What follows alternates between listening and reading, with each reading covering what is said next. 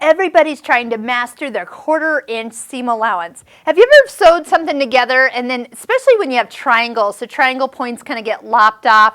That's really when you notice if your 1/4 inch seam is a little bit thick. And so what I'm going to do is walk you through a couple accessories and a couple feet and stitches that might be good for you to actually select from. So the foot that comes with this machine, you have a 1/4 inch foot, and this is great because there's lines to kind of get you started. The red line on this side here that goes all the way back, that's what you're following along with your fabric right along the edge of this toe. Now, notice that it is a center needle position foot. And here, let me get back to a straight stitch.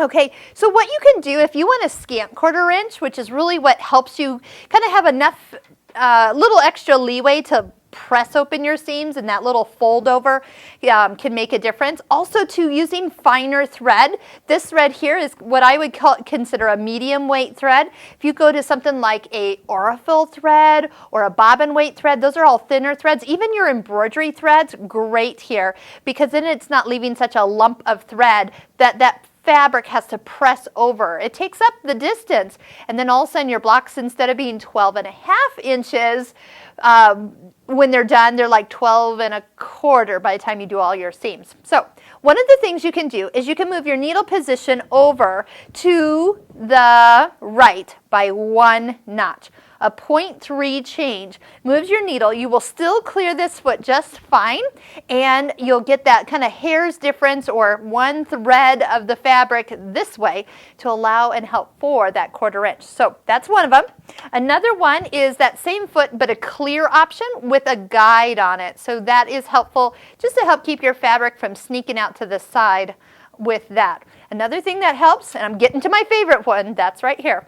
Another thing that helps though, for those of you working with the center needle position feet, a straight stitch throat plate. Notice your needle goes in and out there, and you have more perfection as you sew, believe it or not. And yes, you still can kind of just be over on the side while you are going. It will still work with this. Okay, but my absolute favorite one, I'm going to just kind of roll this up here just a hair, is to work with, okay, so this foot is called the 1/4 inch edge stitching foot, and it looks like a regular presser foot, but it has a marking and a line that's over here to the right side, and it has a guide. This foot works in conjunction with stitch 1 in row 2. So if we go over here, row 2, and look, it even says 1/4 inch right there. This is the stitch we're going to. So row 2, stitch 1, and it tells you can reuse your regular A foot, which is true.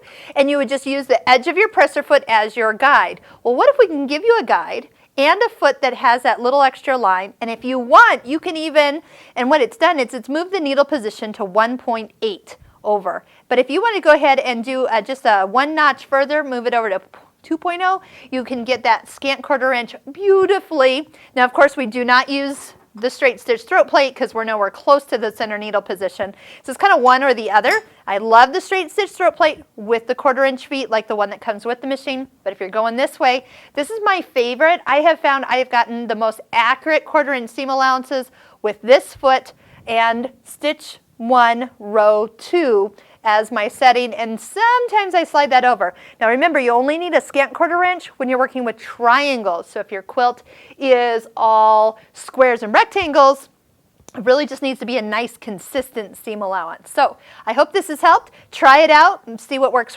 best for you. Remember, your rotary cutting skills and tools make a difference when you go to get it all put together. Try a new rotary cutter ruler, and that will make a difference. If you've had a ruler over 10 years, it's time for a new ruler. You've slid off or slivered off every time you use a rotary cutter on it. That ruler isn't the same width. So sometimes people get started and they think, oh, it's their machine or how they guide it, and really it's back at how they cut the fabric on a ruler that's not really the right size. So try them out, see what works best for you, and I guarantee you, you will perfect your 1/4 inch seam.